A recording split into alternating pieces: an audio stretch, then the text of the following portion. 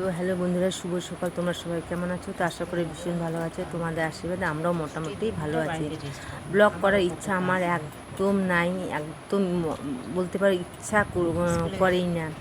যে দিনে দিনে ভিউজ কমে যাচ্ছে, তবু আজকে একটু করতে বাধ্য হলাম। আমার একটা সাবস্ক্রাইবার বোন, একটা ছোট্ট মেয়ে, আমাকে বললো যে আন্টি ভিডিও করা, তোমার ভিডিও আমার দেখতে ভালো লাগে।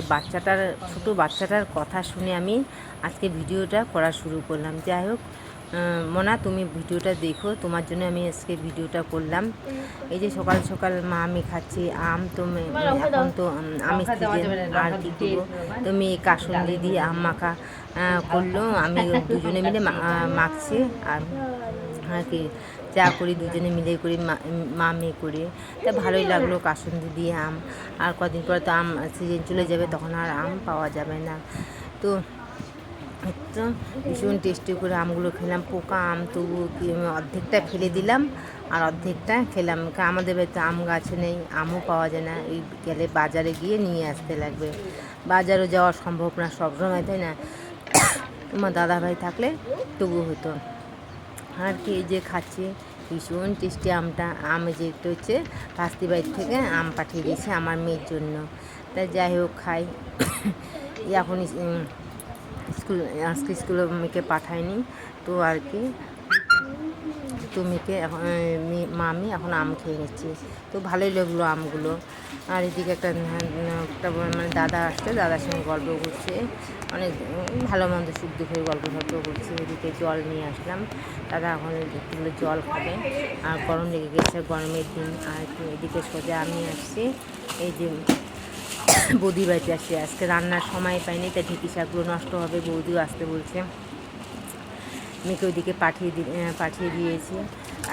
যাই বৌদি ওদিকে বাস থেকে নিয়ে যাবে, স্কুলে নিয়ে যাবে তো না, আনতে যাবে।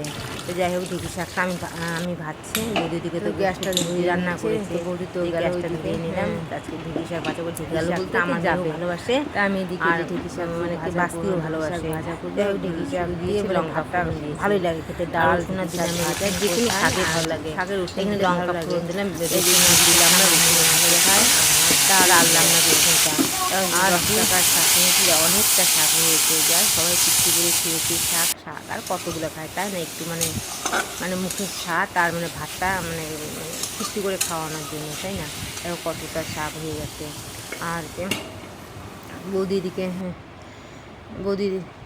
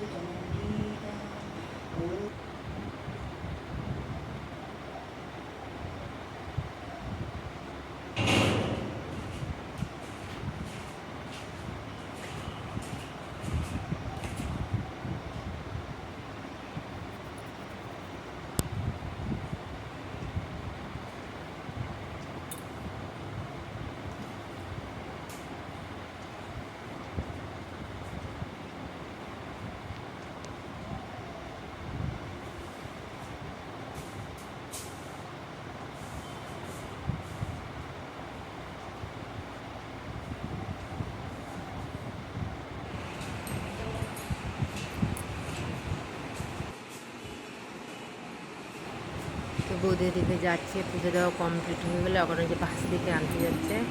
টাটা বললাম।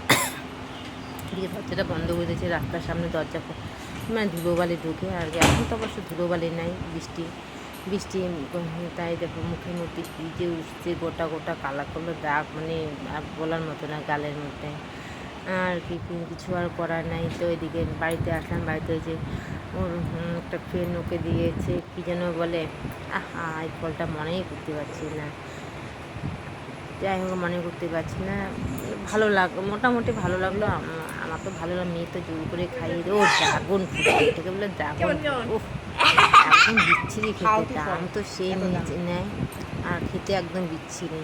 তাই যাই হোক, ভিডিওতে এখানে শেষ পেলাম। ভিডিওতে ভালো লাগলে লাইক শেয়ার সাবস্ক্রাইব করে দিও। কালকে আবার দেখাবে নতুন একটা